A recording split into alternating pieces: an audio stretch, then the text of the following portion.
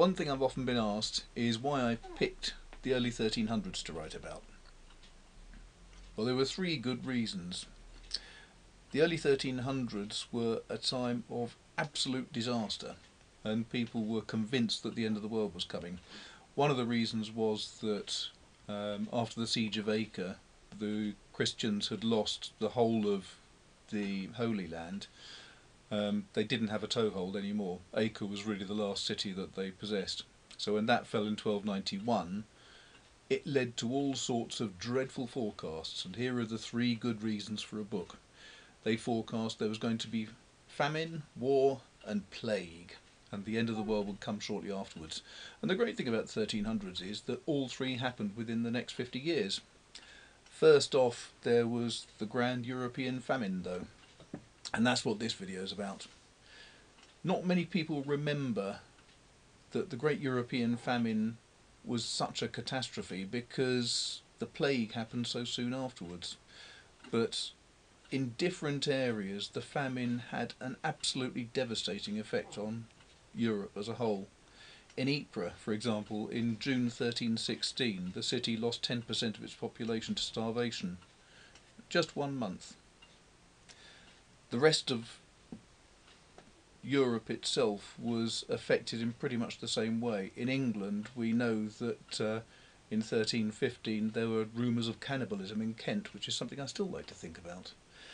But this is a short video that just shows one of the little villages that was deserted as a result of the Great European Famine, which lasted for several years in the early 1300s. Hello again. Welcome to the middle of Dartmoor. Hopefully today we won't have so much wind that I have to keep stopping halfway through. We're in a delightful place here. My books are all set in the early 1300s because there was the Great European Famine. And where I am right now is a proof of how bad it all was. The European famines lasted from about 1316 to 1322. 1315-16 were the two worst years, I think, because it rained all the way through the summer and basically none of the peasants could get any food together.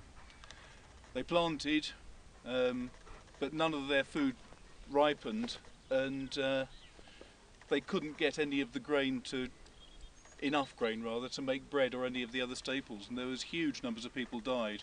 In areas like this it would have been a very large percentage of the population. But this, if we can pan around here, is actually an ancient village.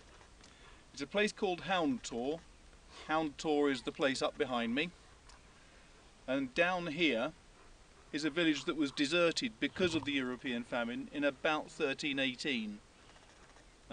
We know the period when it was deserted because archaeologists have been able to dig up some of the evidence from the Midden and from different houses here.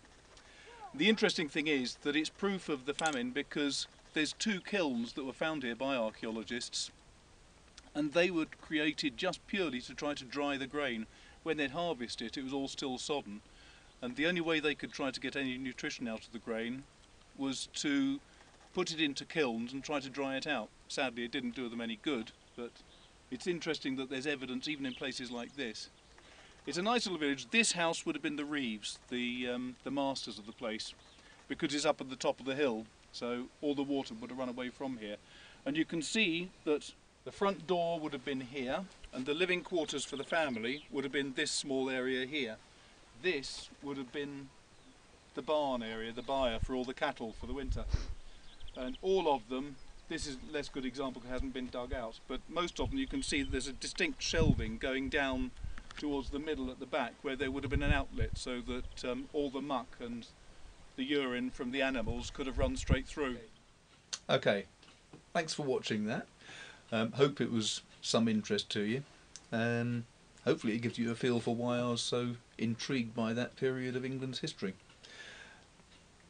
And don't forget, if you enjoyed this video and want to see some more, please do like it and subscribe to the whole channel, and you'll get more videos on that time of period, why I wrote my books, the different books involved, and also about writing generally. Hope you enjoyed it. Thanks very much and see you soon. Bye.